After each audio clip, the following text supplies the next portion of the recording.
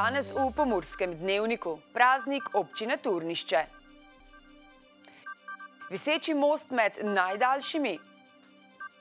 V nesreči 4 poškodovani. Boštjan Serec, novi direktor. Vreme, jutri delno jasno.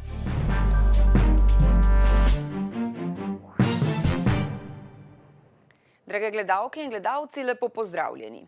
16. novembra praznuje občina Turnišče svoj praznik, ko se spominjajo prve pisne omembe starodavne cerkve Blažene Device leta 1267.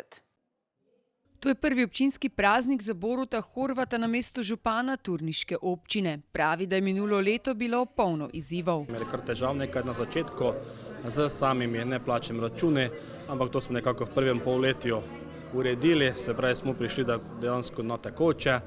Začeli veliko investicijo, se pravi največjo investicijo v občini v preteklem oziroma letošnjem letu, se pravi rekonstrukcijo državne ceste skozi vas Gomilica. Žal smo bili primorani vse ostale investicije ustaviti, pa bomo rekel tako tudi dobro, da smo jih ustavili, ker smo vsaj malo pregledali te investicije, jih mogoče malo osmislili bolj.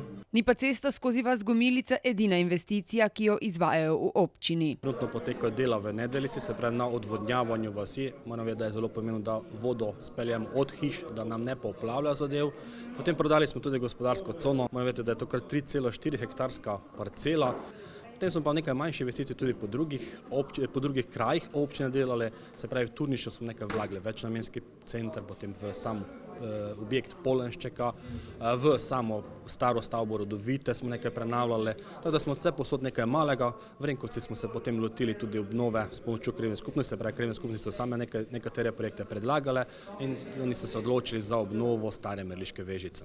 Veliko izzivov jih čaka tudi v prihodnjih letih. Prvi razpis, ki smo ga speli, je bil razpis za Wi-Fi točke. Tu čakamo sedaj nekje v decembru oziroma v januarju realizacijo tega razpisa, se pravi, ko bodo nameščene po vseh 4 vasi. Vključili smo se povezavi z tem tudi v projekt Rune, v brežično oziroma v nadgradnjo same telekomunikacijskih vodov. Potem naslednji razpis, ki smo uspeli, se pravi, to je bil prvi malo večji razpis lokalne akcijske skupine pri dobrih ljudeh, se pravi šport za vse generacije. Poleg tega smo pa še tudi za našo občino pridobili, se pravi 2 mesti, ki se bo postal fitness na prostor, se v Renkovcih ob nogometnem igrišču in pa v Gomilicah ob Vaško-gasilskem domu. Seveda pa je za uspešno izvedbo projektov potrebna podpora občinskega sveta in občinske uprave. Vsekakor je pomembna podpora, se pravi z občinskega sveta, v občinskem svetu. Poskušamo nekako tako graditi samo zadevo, da vse zadeve predstavljamo občinskemu svetu in tudi oni se morajo odločiti, kaj je za nas pomembno, kaj ni za nas pomembno. Jaz moram vedeti, da je kar dobro sodelovanje med občinskim svetnikom in občinskim upravo in mano kot županom. Jaz upam, da bo tudi to sodelovanje tudi v bodoče tako ostalo.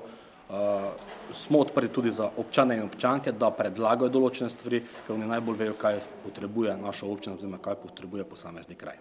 Na občinskem prazniku so podelili tudi priznanja in zahvale zaslužnim občanom.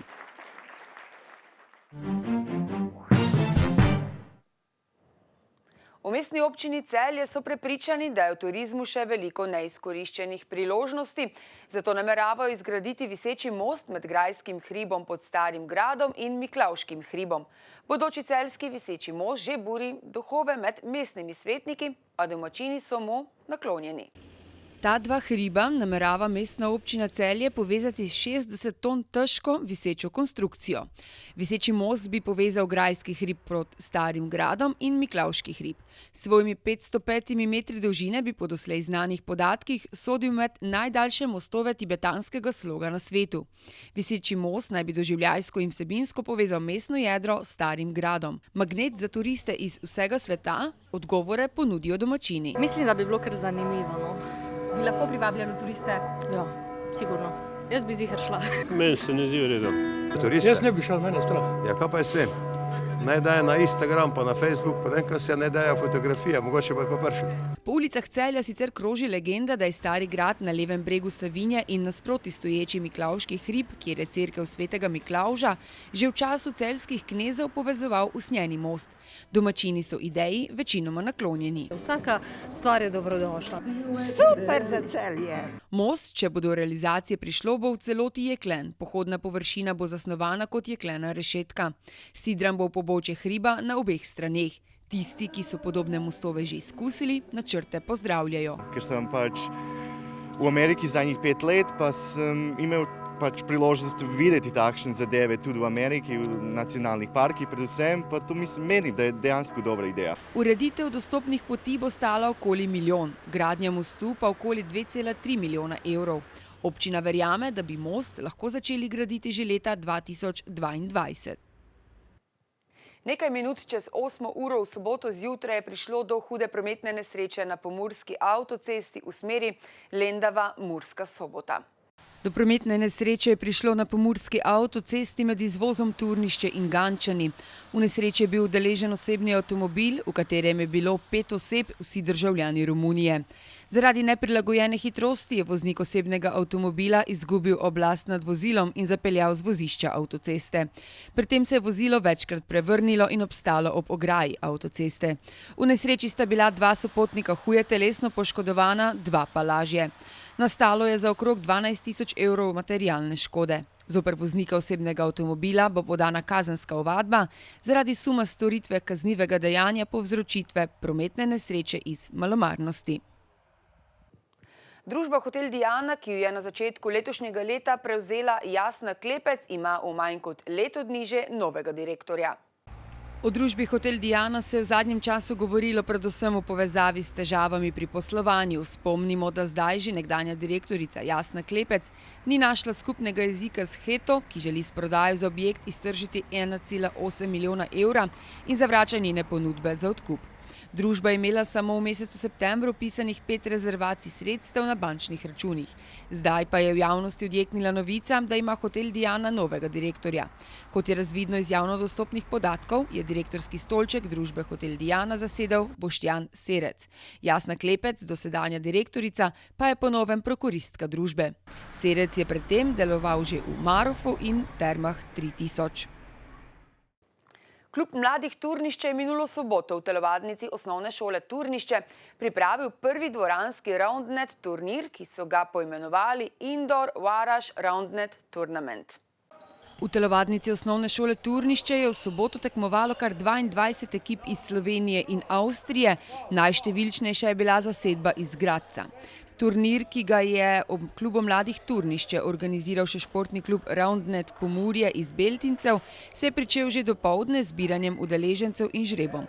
Prvi del turnirja je potekal po skupinah, v večernem delu pa so bili na sporedu še četrtfinale, polfinale in finale. Sicer pa gre za šport, ki v posamezni igri vključuje 4 ljudi, ki v 2 ekipah stojijo okoli manjšega mrežastega trampolina. Ideja je preprosta. Prvi vrže žogo ob trampolin, ta se odbije in potem sledi podajanje žoge med ekipama, ki se mora vedno odbiti od mreže. Na spletnem portalu sobotainfo.com poročajo o zanimivih priložnostih. Na dražbo namreč roma kar nekaj poslovnih prostorov v mestu. Kateri preverite na sobotainfo.com, mi pa si poglejmo še kratke novice.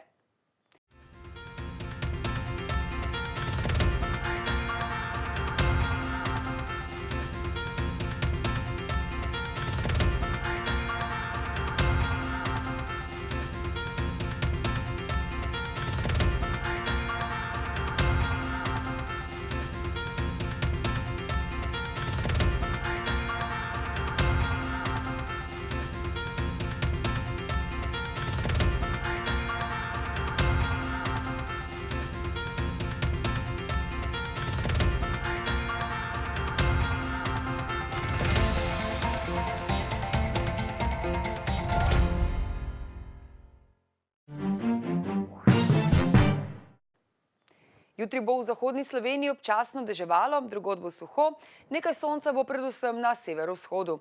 Kakšno vreme nas čaka v naslednjih dneh pa v vremenski napovedi. Danes smo imeli sončen dan s temperaturami okrog 12 stopinj Celzija. Opoldne ste v Krinskem parku Goričko namerili 10, v Radencih 12, v Murski Soboti in Lendavi pa 13 stopinj Celzija. Jutri bo v zahodni Sloveniji občasno deževalo, drugod bo suho, nekaj sonca bo predvsem na severovzhodu. Jug ob morju bo zvečer oslabel. Najnižje jutranje temperature bodo v Murski Soboti 3 in Mariboru 5 stopinj, dnevne pa v Murski Soboti 12 in Mariboru 14. V sredo bo zmerno do pretežno oblačno, popoldne bo v vzhodni Sloveniji pričelo rahlo deževati. Na Primorskem bo pihala šibka burja. V četrtek bo na vzhodu delno jasno, drugod pretežno oblačno. Ponekod v zahodni Sloveniji bo občasno rahlo deževalo. Zapihal bo jugozahodni veter. Temperature v naših krajih se bodo dopoldan gibale med 5 in 7, dnevne pa med 10 in 15 stopinj Celzija. Toliko smo vam pripravili za danes, z nami bodite tudi jutri. Nasvidenje.